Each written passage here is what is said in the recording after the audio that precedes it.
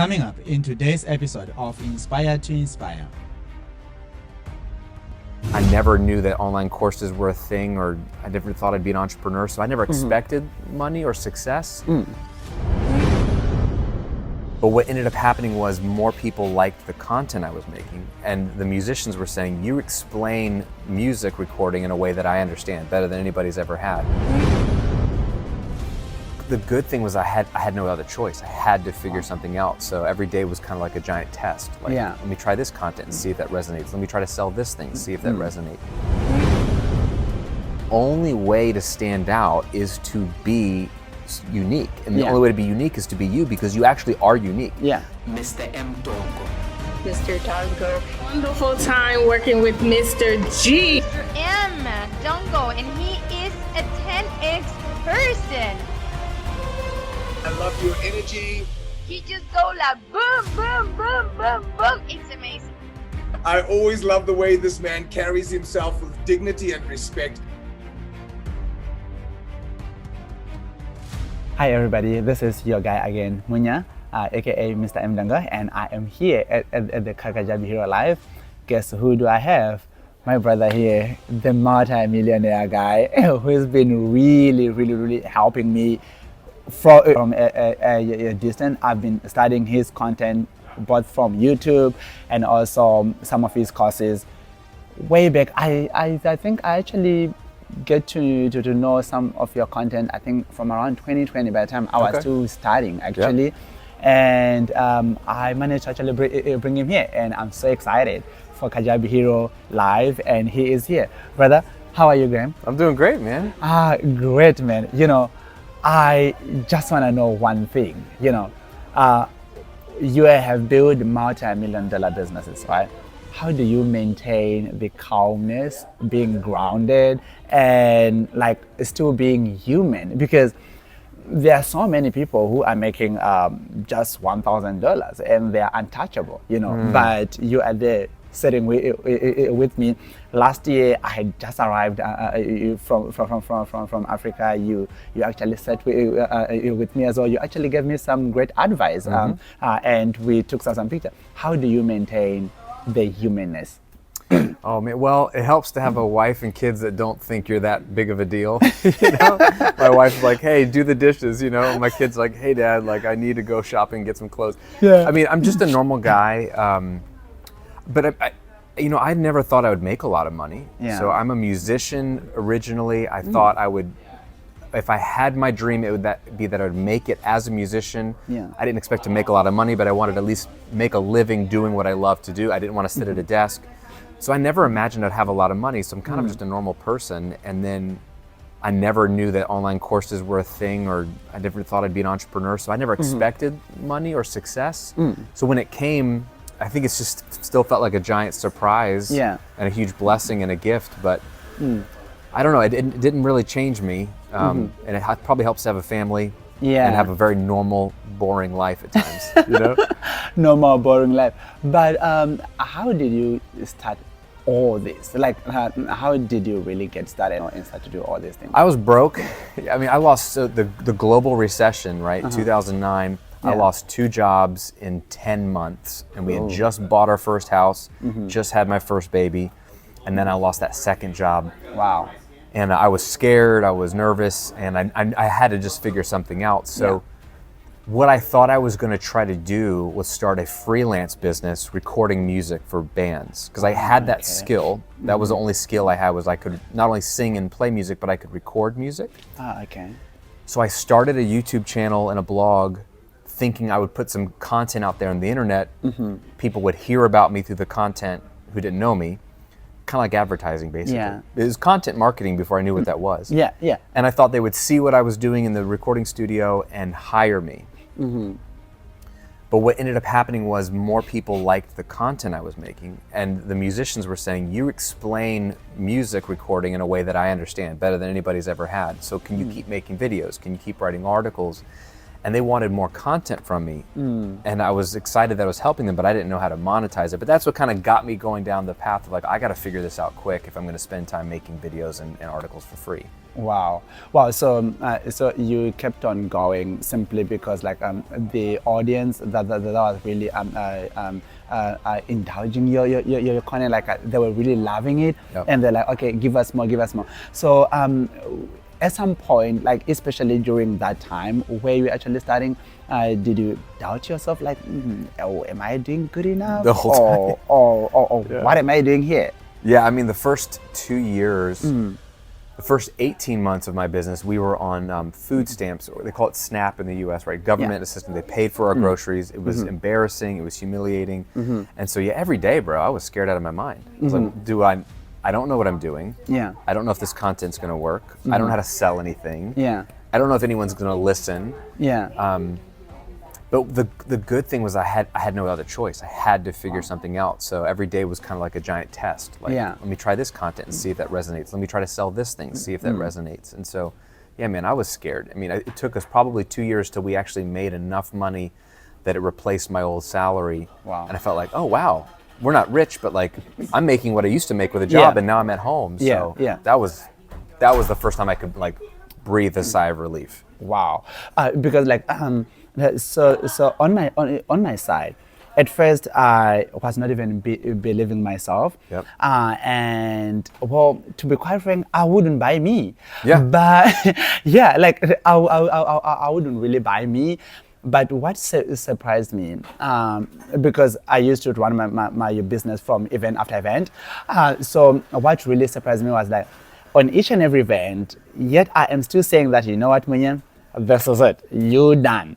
Guess what? I'll be like, okay, you know what, let me sell something, and people buy that thing. Even though I'll be like, I think this is the last time I am seeing these people. Wow. They then buy. I'm like, what are they buying? So literally, I was not believing in myself. So, and also one of my greatest coach, Bob Proctor, may you rest in peace. Yep. You know, he once said that if you don't believe in yourself, then borrow other people's belief in you.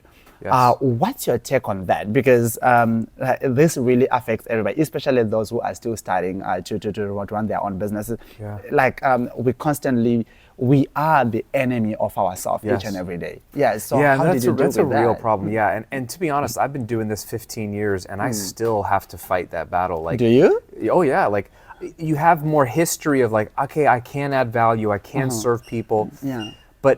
But then you go home and you're by yourself, and you still have the same fears or questions like, am I making a difference? So like, I don't think that goes away. At least it hasn't for me.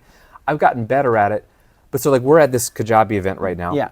You come to an event like this, you talk to other people who encourage you, that say, oh man, you're doing a great job. Like I met a woman just yesterday who was asking me if the way she's doing her business was stupid, if she's getting off track. And I asked her to walk me through everything.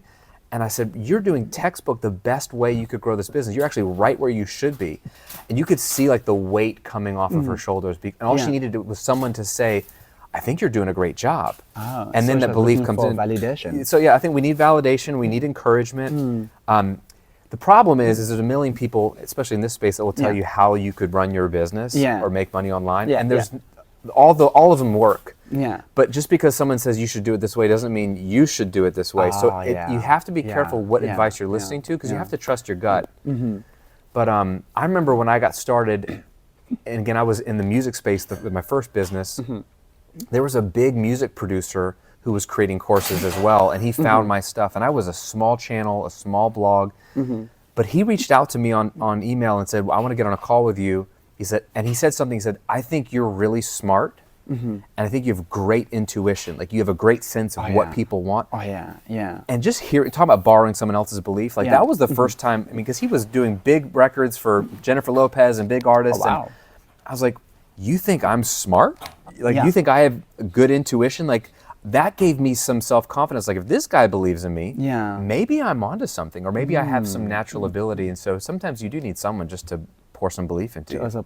But should you really rely on those confirmation from men? No, because you'll get addicted to it, because then you'll need more and more and more. Like, at some point, you have to make peace with the fact that not everyone's going to like you or your content. Your brand isn't for everybody.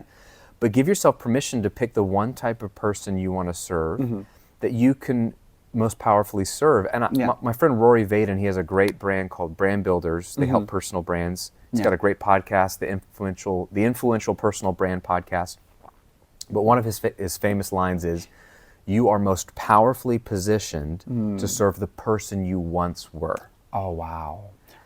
That's good. So think about who you were when you had that challenge or that struggle or whatever that was.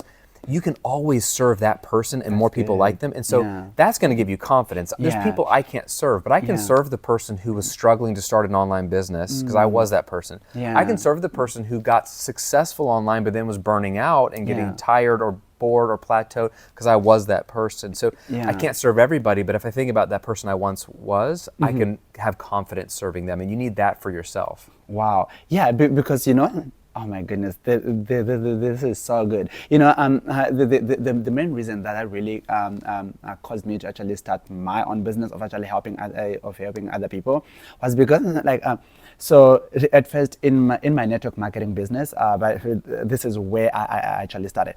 So I looked back and look at the successes that I actually had. I had my own franchise at 21 years. I had my own car. I had a house and all these other things that I had. And then I looked back and see, and you know, I saw a lot of me starting. I saw millions of my old me. Now, like, oh God, if I've never been ungrateful, if I've never been, I'm so sorry. Let me go back and help these people because I wouldn't want them to go through all of the struggles that I actually went through. So, and right now I now teach people how to start their online business from their story, skills, and experience. So this is like the experience we are talking about it. And so as you are starting, I know that you didn't have a lot of credibility. Right. You were not the Graham. You didn't have all these other things. So how did you stand out in the market, even though you didn't have the so-called credibility or so-called brand or whatever? Yeah, so I was a nobody in my spare bedroom with a baby and a wife, and I had to figure something out. So what I love, I do a lot of YouTube and free content. I never run a paid ad. I'm not against ads, but I just never needed to. But I really love free content because when you have no credibility, the best way to get credibility is to serve people for free. Let them watch a video of yours, listen to a podcast of yours, read a blog, and go try what you're teaching and see if it works for them. And once it works for them, they come back and they realize, oh, he knows what he's talking about. And so then nobody knows who you are, but that person has trust in you. And so then your audience starts to grow and you build trust, and trust is the greatest asset you can build with your audience. And then once that starts to grow, then good things come. So for me, it was super slow, but eventually my YouTube channel grew. And I eventually became the largest YouTube channel in that music recording space. It's like 600,000, 700,000 subscribers. So then other people in my space take notice now because I have a big channel. And that's some credibility. And then you can leverage each thing to the next credibility. When I started as a business coach, nobody knew me as a business coach. But I had made millions of dollars with my business. And I had a big YouTube channel. And so that leveraged into some credibility. So it all, you can stack it. But when you have no credibility, the best way to get it is to go serve somebody, even one person. Get one client, serve them, get them a result, whether you're a fitness coach, you help that person lose weight. Here's what they look like before. Here's what they look like now. If it's making money, I had no business, now I have a business. You serve one person, now you have the testimonial, now you have they're going to respect you and tell people about you. So I helped so many people for free online, and they went and shared my content with other people. And that's how I began creating credibility out of nothing, if that makes sense. Because nobody knew my name or my brand, but serving people for free and getting the results for free, that's the best way to start. Wow, I love that. Please hold that thought. We'll be right back. Catch this. The BNC Mobi app is your one-stop solution for all things BNC. This sleek, user-friendly application is your gateway to a world of services, products, and online courses. No more clunky web pages or tedious searches. With BNC Mobi, it's all at your fingertips. Imagine booking a session with Mr. Dongo without breaking a sweat, or accessing your BNC SuccessFlix offers with just a swipe. It's not a dream, it's BNC Mobi. And where can you find this wonder? Google Play, App Store, and App Gallery. Just grab your mobile device, search for BNC Mobi, and tap Install. It's that simple. So why wait? Dive into the world of BNC Mobi and discover the convenience of having BNC at your fingertips. It's time to redefine your BNC experience with BNC Mobi. Get it now. So the other thing that I just wanted to ask, so as you were still studying, right, during that time, by the time you were still studying, quick question, did you, okay, like right now, if somebody want to jump in and actually start right now, I know that they are going to compare themselves with you, with me, with everybody else out there, and so many other people who are doing it at a pro level ever. And then they might actually start to either copy them or get a little bit intimidated or whatever. What's your thought on being authentic and being yourself in doing that? Yeah, Why should you maintain the authenticity of being like you and you and you? Oh yeah, I mean, three reasons. One, it's way harder to be somebody else. Yeah. I mean, it's just easier to be yourself, like it's who you are. So I'm all about building an effortless business. Make it easier on yourself. So the easiest thing you could do is be yourself. So it's easier on you. Two, it's, at the end of the day, the internet is getting so full of people. The only way to stand out is to be unique, and the only way to be unique is to be you, because you actually are unique. You and I could, and a million other people could teach the same topic and even have some similar core beliefs, because there's some things that are just timeless principles at work. But your life experience, your family, where you come from, the way you think is different than my life experience, where my family, where I come from. And so that you're always going to be unique in just because of who you are. So you're going to have your own unique voice. And people are in a space where they're now looking for the voice they want to learn from. So they might want to learn to build a business, and they may not want to learn it from me, but they might want to learn it from you because they like the way you think about it. And then third, you want to be authentically you. And the best way to do that is to think of some contrarian points of view, meaning things that most people believe X about my topic, but the truth is this, or I believe this. And you don't want to just be controversial for the sake of controversial, but if you truly believe that, like, hey, a lot of people think this is the way to do it, I do it a little bit differently. Share those things as much as possible, because it's going to attract a bigger crowd, because like, hey, here's this guy saying like to do it differently.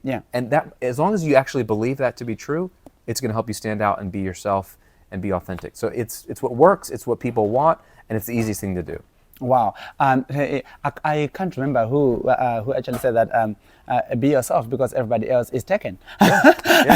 Because like literally everybody else is actually taken. All right, so to kind of like, well, because we are now approaching somewhere. So I know that you are a very busy person and you have this great family. I love your podcast, by the way. I told you about it. Like, I am watching it. I am listening to it. I just love it. So you also write books, and you have these members that you are supposed to actually serve. You still have a family. You need to be a dad. You know, you need to be the husband. Man, how do you do all these things? Like, really? How do you do all these things? So it's a fair question. I think it looks like I do a lot more than I do.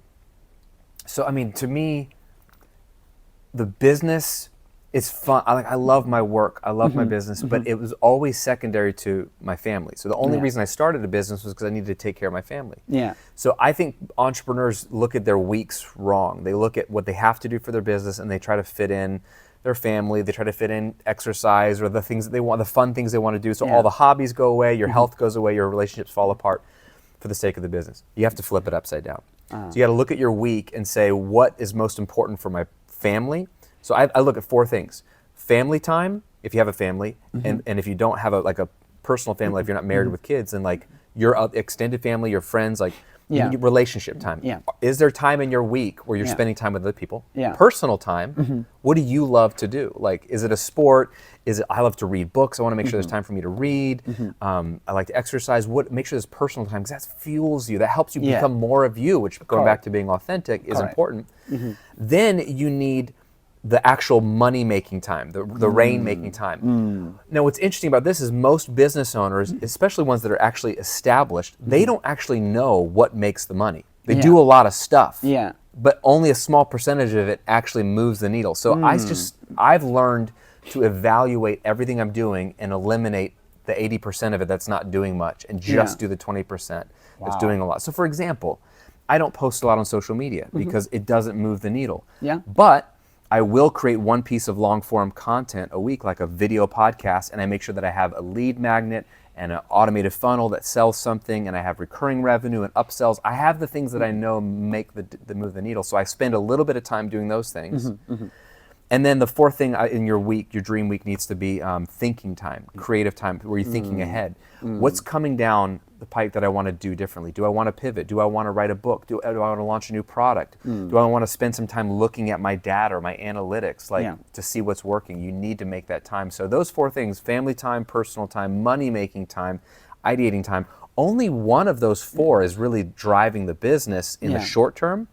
But the other three drive your whole life and your business in the long term. I think most people just start with shoving business in first and hope they can fit in everything else later. But you got to do it the other way around. Wow. So because if one other side is not balanced, almost everywhere else is not there. Absolutely. Yeah. Well, I always tell people that, you know what, I don't like being busy. I love being productive.